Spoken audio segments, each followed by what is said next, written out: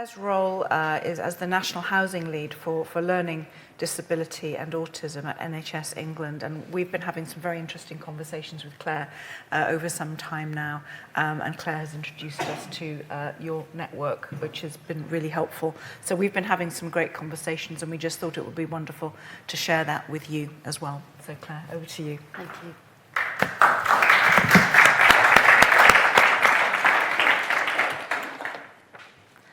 Hello, is this working, the sound? Yes, great. Well, thank you very much for welcoming me to this event, which has been so interesting and creative and fantastic, and I've got so much out of it.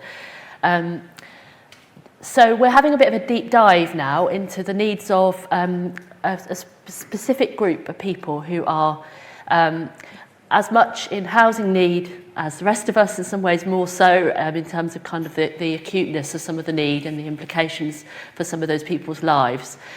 So I'll just explain a little bit more about the history. You might be aware of some of the history of this, but this is the history of our programme, the Learning, Disability and Autism Programme at NHS England. You probably remember in 2011 the really shocking panorama programme that was made about Winterbourne View near Bristol, where people were being treated really badly. I think it was actually a residential care home, not a hospital. But I think ever since then there has been a really important raised awareness of the challenge we face with a number of people who have learning disability or who are autistic or both, with mental health needs, not always with mental health needs actually, but should have mental health needs if they're in hospital, in mental health hospitals, who, for whom often people are admitted in a state of kind of mental health crisis, and then it's very, very difficult to enable people to then move out of hospital again. And so recognising the significance of that, there has been a big national focus on this area. So we had Improving Lives from NHS Improvement, which has since become part of NHS England. This major priority to invest more in community alternatives to hospital, to mental health hospitals. So since then we've had Transforming Care, we've had Building the Right Support, which is the big policy which is still driving what we're doing. That was published in 2015. And that was followed by Building the Right Home, which was published in 2016, which is kind of my driving, or some of the language we use has changed actually since then, but that's still my driving kind of policy direction. And we continue to have a focus on the people who are still stuck in hospital, about 2,500 people at the moment across the country, but also the wider population of people with a learning disability and autistic people who need and have a right to a good quality of life, just like the rest of us, in their own communities with their families. So this is the slide which kind of is our really crude, our Assuring Transformation data. It's our data set. And the wording in the data set is the barriers to discharge from hospital. So when people are clinically ready for discharge, what are the barriers? So lack of available housing is described as a key reason for delay in 48% of those cases. I think it's actually higher than that, because I think sometimes the housing is a reason for delay, but on the system it's recorded as something slightly different. So community services or care and support, often that's integral to thinking about the housing. So I prefer to talk about housing as an enabler to discharge, because I think framing housing as a problem from the start is kind of one of the things that's making it harder for us, because it feels so hard. I mean, I think the key is that quality housing, as we've been talking for the last 2 days, is more than just a way of getting discharged from hospital. It's fundamental to a good outcome for every person. So I thought I won't go through this in detail, but this is an incredibly useful piece of research. It was just published this year by the Housing LIN, the Housing and Learning Improvement Network, with the Learning Disability and Autism Housing Network, which is the main provider network of the kind of supported housing providers working in this space. And really, it's useful for two reasons. One is because it demonstrates the amount of demand that there is for decent housing for this group of people. So we need up to 32,800 units of supported accommodation by 2037. We're developing nowhere near that, by the way. And we need more than £284 million of capital investment every year to support the housing that we need. So that's quite a big challenge, and we need to step up our game in order to deliver what people have a right to. So a really good thing that's happened is that we have the new Supported Housing Act, which has only just been enacted this year, which will require local housing authorities to publish a supported housing plan every 5 years. So, you know, there are still challenges. We need to ensure that those housing authorities talk to health, social care, community organisations, people with lived experience. That's often quite challenging in two-tier areas where the housing authority is not the same council as the council that's delivering social care, and even more difficult in areas where health, the integrated care board might be another footprint again, but we need to do it. That's something we need to do. We need to make sure that those people developing those supported housing plans understand the need of this group of people and all the people who need supported housing. I need to understand that. We need to involve communities in that opportunity. And I've put a link on the slide to a really useful explainer, if you get these slides and you're interested in this topic, from the National Housing Federation about what that Act is going to do. There is going to be some money, I don't know how much, that will come to councils to deliver those duties. So the aims of our programme is, really our goal is to support people to be discharged from hospital into the community, to find a home which enables them to live a good life, and to avoid being admitted to hospital in the first place, ideally. That's really what we should be aiming for. But the other thing I just wanted to point out is I think we should be aiming for a home, not a placement. And we've been talking about language over the last 2 days, and the way in which we talk about people accessing the community instead of just going out and making friends, or mobilising instead of moving around. And this is another one. I hate the word placement. I think we should be talking about people having a home, because none of us would aspire to live in a placement. So I just wanted to highlight that why are we involved with this? NHS doesn't do housing, not normally. But first of all, we do have a capital programme. We have a small pot. It's a drop in the ocean compared to what's needed, but it does give us that skin in the game, I suppose, in terms of we are actually funding some housing. And some of the housing that we're funding is the housing for the people with the most complex needs, who it's really difficult to fund the housing they need through any other route. But also, it's not just that, it's also that we have a leadership role in our communities, integrated care boards, local health trusts. They need to be at the table in terms of influencing, telling housing colleagues, working with housing providers, working with other people in the communities about what's needed in order to ensure that people have good lives. So I'll just quickly tell you a little bit about the kinds of things we're doing. I won't spend too long on this, but every 2 months we have a National Housing Community of Practice, which is co-chaired between me and Neil Reevely, who's the ADAS Housing Chair. ADAS is the Association of Directors of Adult Social Services, so it's a health and social care kind of joint forum. Anyone is welcome to join. We had about 100 people on the last call. We have people and families with lived experience. We have architects. We have local authority commissioners, health commissioners, policy leads for organisations and other people. And we explore lots of issues.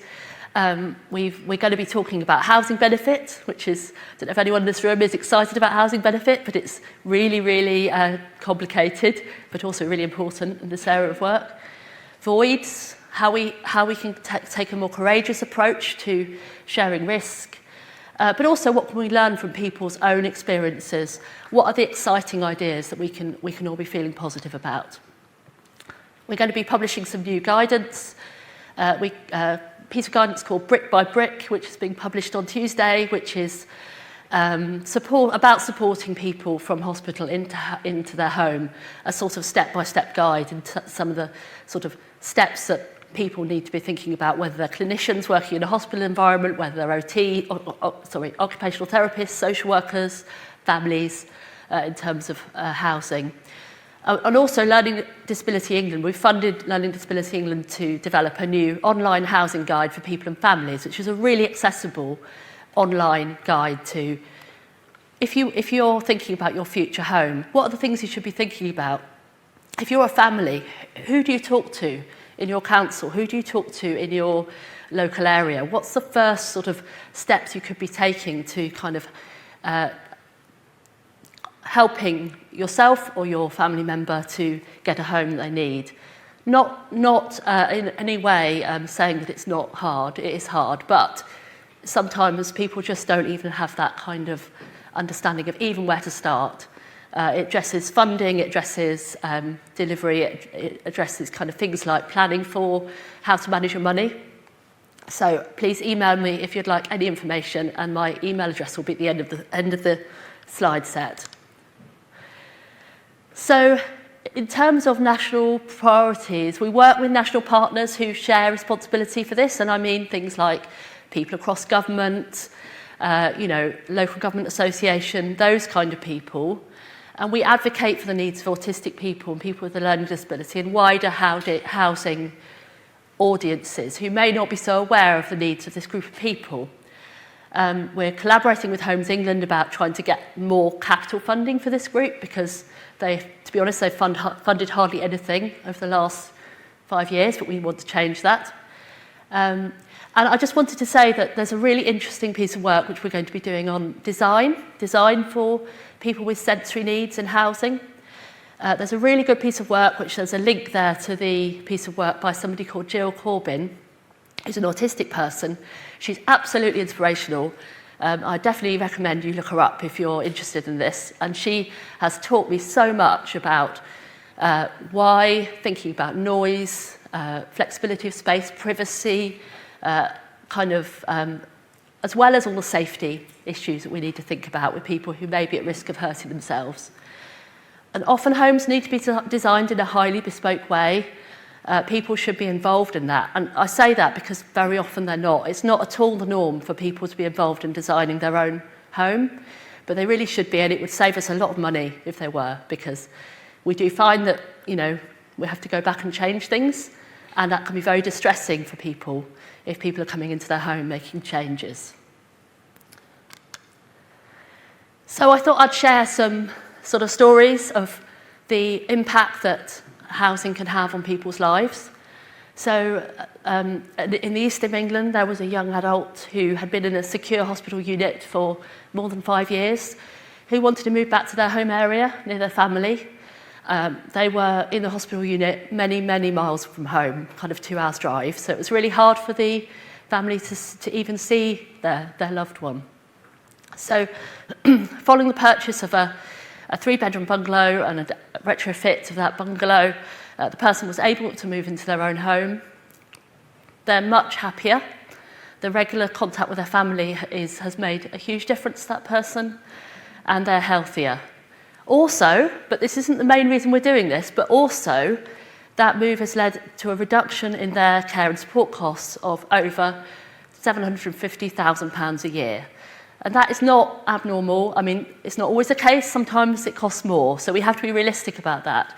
But it isn't that unusual for significant savings to be achieved when people are living in the right place for them. Another experience of a really distressing experience, actually, of somebody who was admitted when they were 16 to hospital with incidents of trauma and self-harm, and they were then in hospital for 20 years. So they were in their mid-30s by the time they were able to move into their own home. They had really kind of goals that we could really all empathise with. They wanted to live in their own home, they wanted to have a cat, they wanted to make their own choices, they wanted to do things they enjoyed doing, like walking, spending time with animals. So after the initial move, there was a period of it being quite difficult for that person, because you can imagine 20 years in a hospital, it would be really, really difficult for any of us, I think, after that length of time to move into a completely different environment. And I think it was very difficult for this person. But with really good support from community health and care teams, which is really, really important as part of that transition, and isn't always the case, so that is definitely a learning point from there.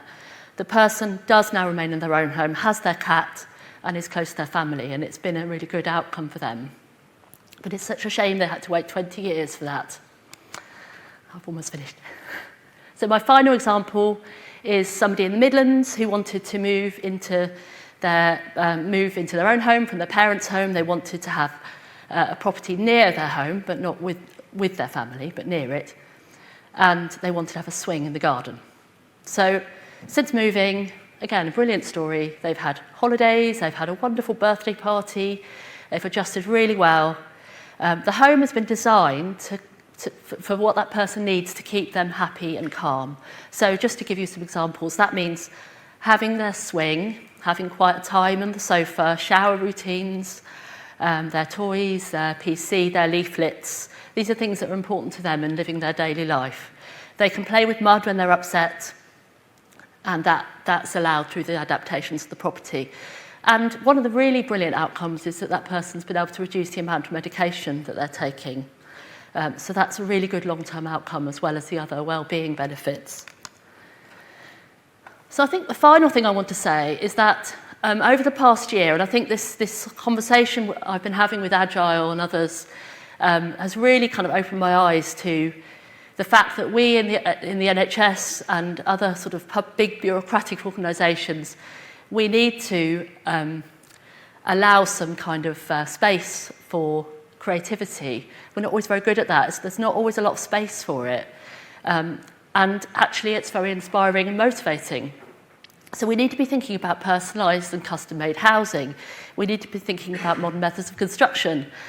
We need to explore the benefits of home ownership. There's a whole product which is nowhere near available for enough people, and it's absolutely brilliant for some of the people we support. So one of our goals is to make hold available to more people across the country through recruiting supported housing providers to do that with us.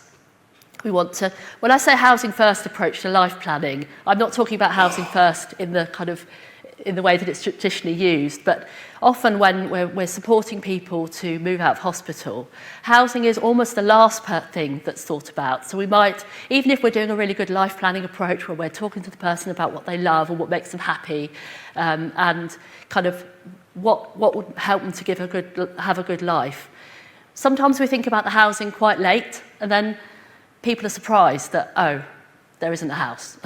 So another 2 years might go by while we find somebody a house, by which time the person might have more needs, they might be more traumatised. I'm just generalising, but so it's really important that we think about housing from as early as possible.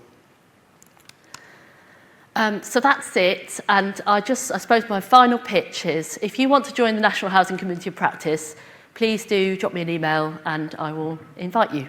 The next session is on the 20th of November, and we're going to be thinking about hospital discharge into housing, and we're going to be watching some videos made by some people in Sussex, people with learning disabilities, and made some fantastic videos about what's important to them about their housing, and they're just so brilliant, so we're going to be hopefully showcasing those as well.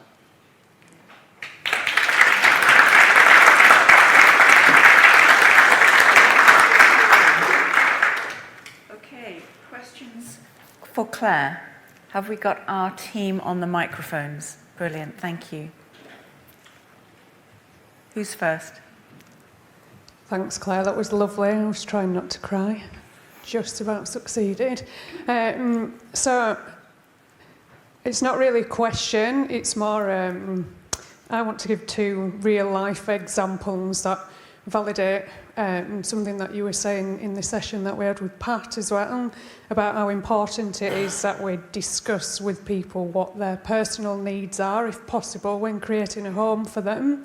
So you've given some examples of people with very obvious needs, But I think there's also in wider society a lot of people with hidden needs who seem to be functioning well in society. And I just wanted to give a couple of examples that are very close to me. So I have a very good friend who's a single mum, and she has a career, and she lives in the home that she can afford, which is a one-bedroom flat above a shop.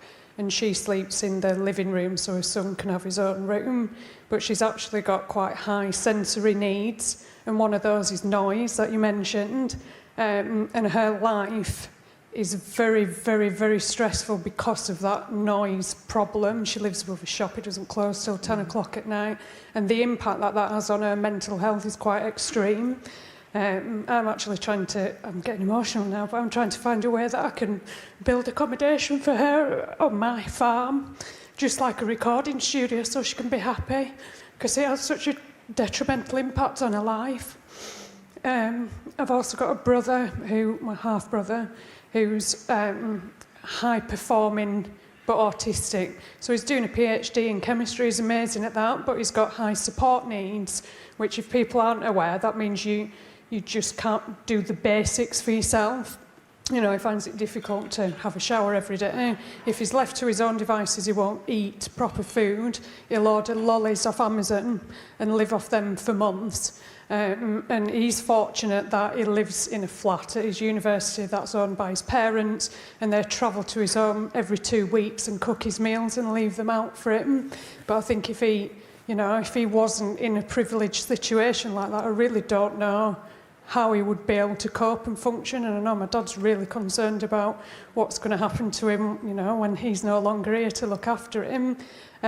So I do think even if people do seem to be functioning more well in society than other people, there's still quite often a lot of underlying needs that will just be totally unknown unless you spend some time with those people understanding those needs better. So I just feel like it's a really important point, and I wanted to back it up with what you were saying earlier. So thank you. Thank you.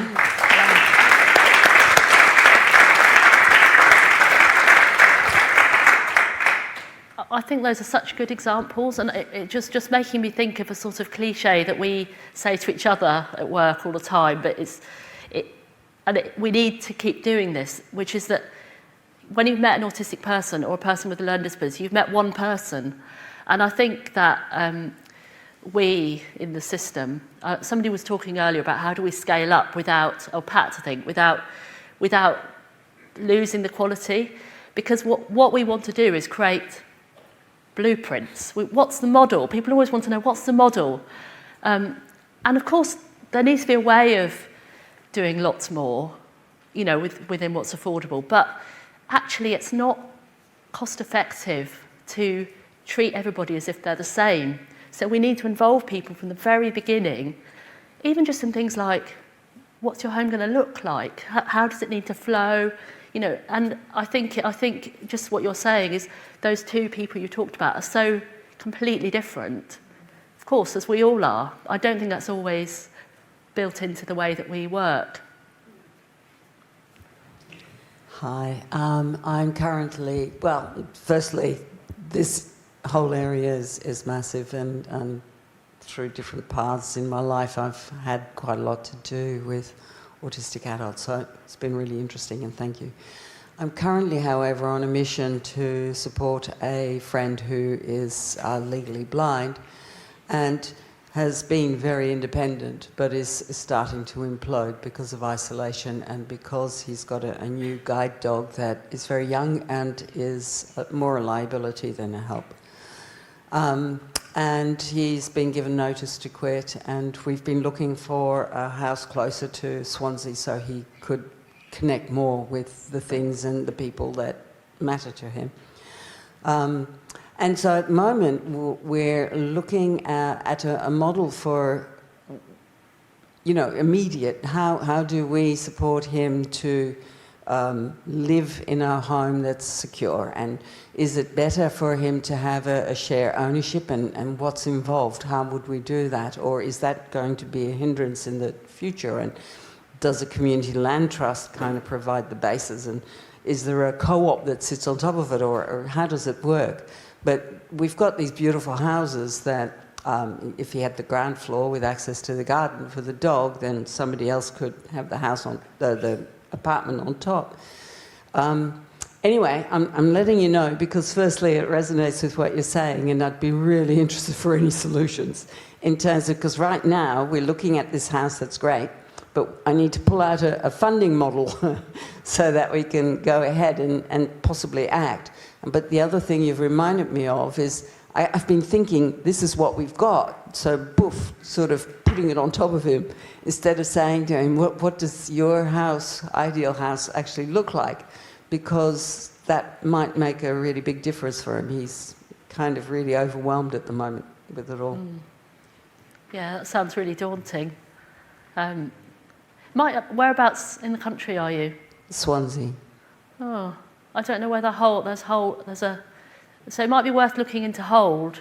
I don't know whether there's a Hold offer in Wales. It's the home ownership for people with long-term disabilities. So there's a whole range of people that can use Hold if there's a housing provider willing to partner on it, because it tends to be delivered. It's funded by Homes England. Oh no, the Welsh Government may have something similar actually. But from what I understand, the share ownership is for new build and not for existing housing. If there's something similar in Wales, perhaps I taught you outside of this, because if there's something similar to Hold in Wales, then that's not just for new build, that's for any type of housing. So perhaps we could have a chat. We could do a bit of Googling. Look at my website, there's a page. Oh, well, talk to Guy actually. They talk to me. Yeah, thank you. I have a question from online. How do we get more joined up thinking between housing and health department? And she goes on to reference to her point. She's saying kitting homes with equipment is important, but sometimes the money would be better spent on care to help individuals become more mobile. I have been involved with an individual getting a hoist for the bed.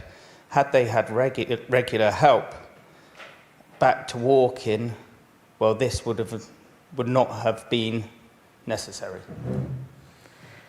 Yeah, so that's a good point. I think it's about housing, health and social care, all of those three working together.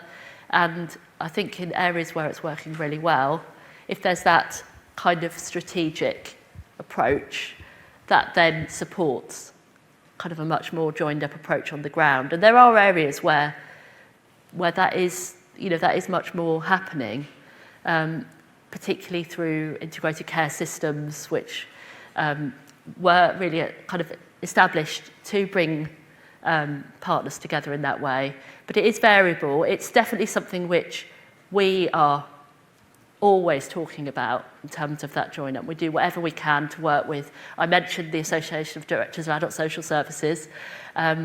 We're doing a presentation in January which is run by Homes England, to a group of people who work for strategic housing authorities. They said about 800 people usually join this call, which is definitely the biggest call I've ever been on. That is a really great opportunity, because we're going to be talking all about this and kind of trying to kind of begin a conversation that hopefully we can then continue with these kind of housing colleagues who really we kind of need to understand each other's challenges and work together. So it's not, the individual situation sounds really tricky, and I know it is really hard, but that is the kind of what needs to happen.